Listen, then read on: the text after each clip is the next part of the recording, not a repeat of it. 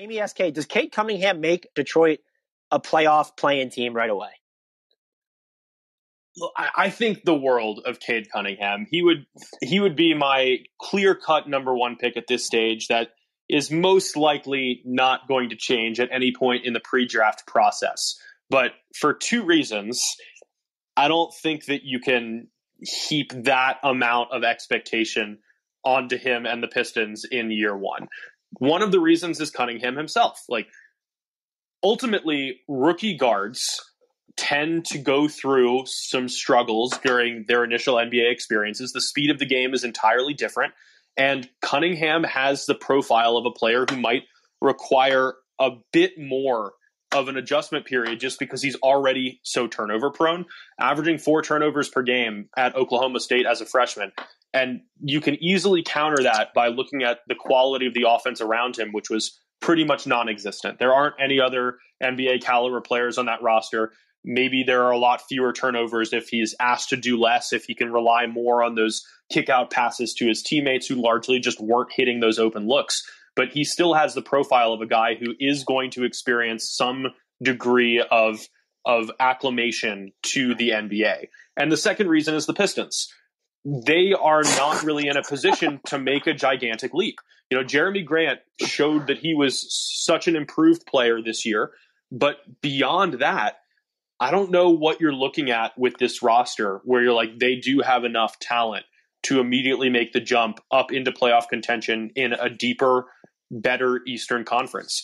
The only players coming off the books are Dennis Smith Jr., Wayne Ellington, and Hamidou Diallo, and Corey Joseph has a non-guaranteed contract. But who on that roster are you pointing to as like that number 2, number 3 guy beyond Jerami Grant and Cade Cunningham?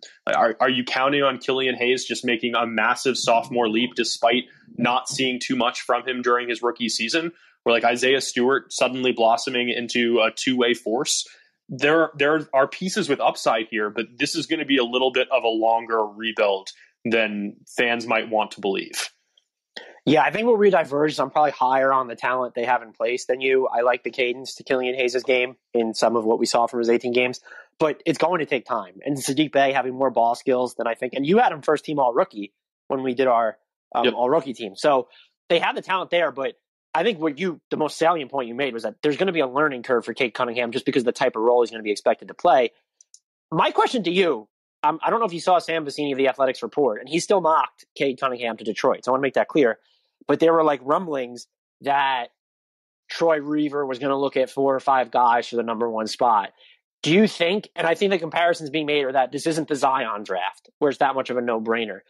Do you think, honestly, like just be crass with it, should they be considering anyone but Cade at number 1, or should they be even considering trading out of number 1? I don't think they should be considering trading out because this class is so strong and does have so many options who could be future superstars.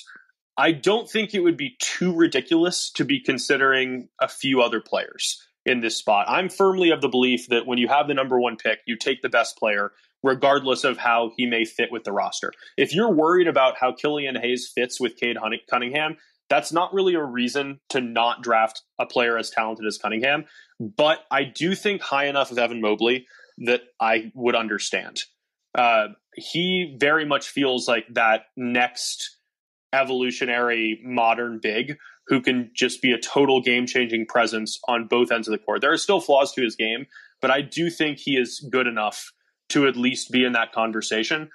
I also see it with other guys. Like I view Scotty Barnes as another option who can just do everything that you want from a player in the modern game. I think there's enough upside with Jalen Green to justify that if you're just entirely sold on him after the workouts. I don't think Cunningham is like that mortal lock to go number 1, even if I do believe that he's the best player in this class. I don't see it from Evan Mobley. I know he has the ball skills that would make him transformative offensively, where if someone like me is going to say, I'm not drafting a big at number 1, number 2, it just seems like it's so slow to me. And I'm just curious as to whether that's going to translate at NBA speed. And so Cade Cunningham is just the guy to me. And if you're not going to pick him, you should trade out. But I wouldn't trade out. Like, I would take Cade Cunningham, and it wouldn't be like, that discussion wouldn't even be had. Like they'd be already moving on to the rest of their draft prep work, offseason prep work. Like Cade Cunningham would be in Detroit. You've done more college research than I have, but just like having watched what I've watched of Evan Mobley, I just can't talk myself into him over Cade, or even if you're going to go Jalen Suggs or Jalen Green. Even on the defensive end, just the foot speed that he has there and his ability to entirely shut down the paint and still cycle out to guard on the perimeter. I feel like he is like in that Bam Adebayo mold. That's awesome, but Bam Adebayo is not running an offense either, and he's supposed to be this transformative big. He's a great passer, but you can't play him without another primary ball handler. And I think if you have the opportunity to draft that in Cade Cunningham, draft that in Cade Cunningham.